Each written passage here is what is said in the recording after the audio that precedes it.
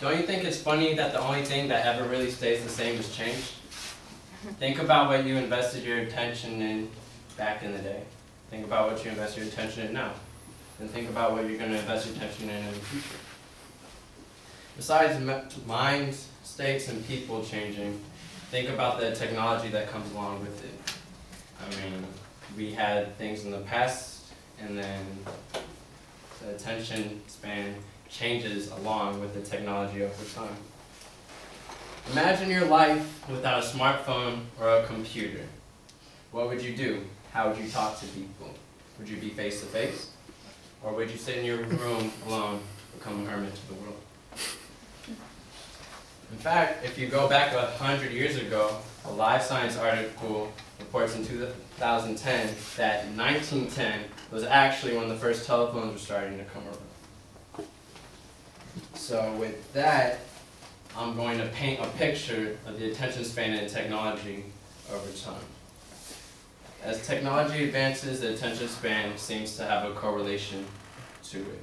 So I'll attempt to give you a look at the attention span over the past, the present, and the future. To start off, let me give you a blast of the past. Well, we all had our baby steps. Now imagine technology making its way through the room. Crawling, crawling. The 20th century was actually a very great century in terms of technology. The telephone was barely coming around in 1910, reporting back to a Live Science article. But it also talks about how washing machines and vacuums were coming around just to make daily life even easier.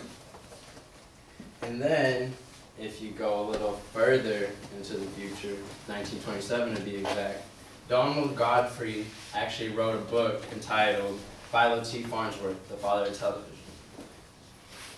Philo T. Farnsworth is actually the man right there.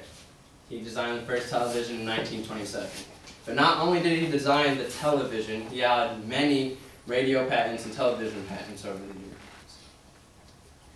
Now, technology wasn't always in our culture, and it started to assimilate itself in the 20th century. Now, the fads were more social, let's say.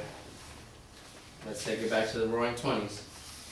That's when technology was coming around, but it wasn't really there. In an American Cultural History article published in 2011, she actually takes it back and reports that things like baseball, jazz music, slang names for dames, dancing, and all that liveliness was actually making its way around. But now that we have a picture of the past, how about we press on to the present? Welcome to the information age. See how everything's all scattered all over the place? Video game systems, television, children. What does that mean to us? That means technology came away to this thing. But not everybody was born in the information age, and we all know that. Some people weren't in this room. Just kidding.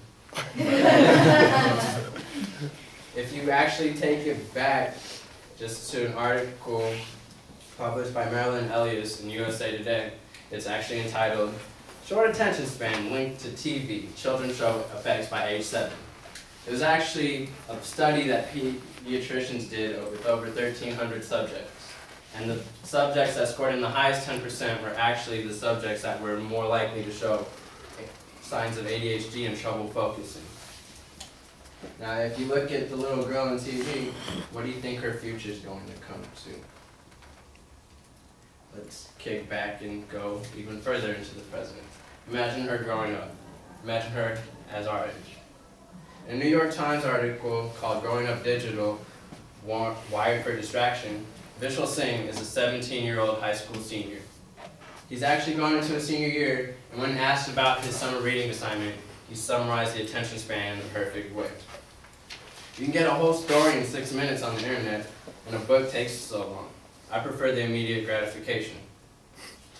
I can even bring that a little closer to home. Let's say COD campus, as a matter of fact. Researching for this project was actually kind of a pain, just walking into the library. Would I focus on books? No. I took an immediate left and went into the computer lab. When I was using the computers, I was focusing, well, trying to focus. And as I looked around, I saw people on things like Facebook and Twitter just wasting time. So I got a little playlist going, and I try to go along with them, but I got the subject today. But with the present being over with, we can actually take a step into the future. But do we know what the future is? No, the future is actually pretty questionable. With the growth of technology and straying away from books, it can actually go one way. It can go to Gary Steinberg's book, and it's called A Super Sad True Love Story.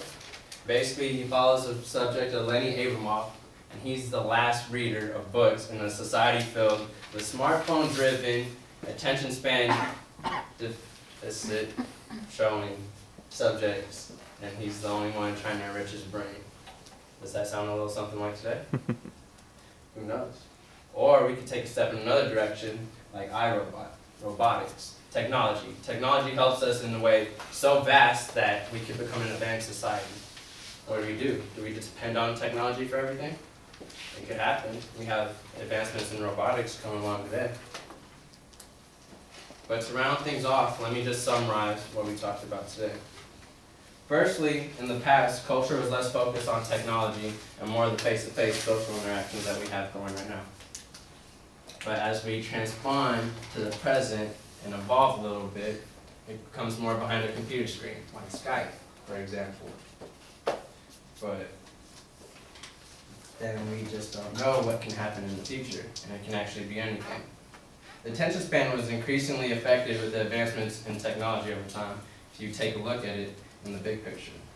But life actually wouldn't be as hard if I didn't have like a smartphone or a computer to go by. I can satisfy myself with face-to-face information getting however I can. But gadgets and media are actually a pretty good thing, and I'm glad that we do have them nowadays. But just remember that too much of anything is never a good thing, so just think about it in the long run.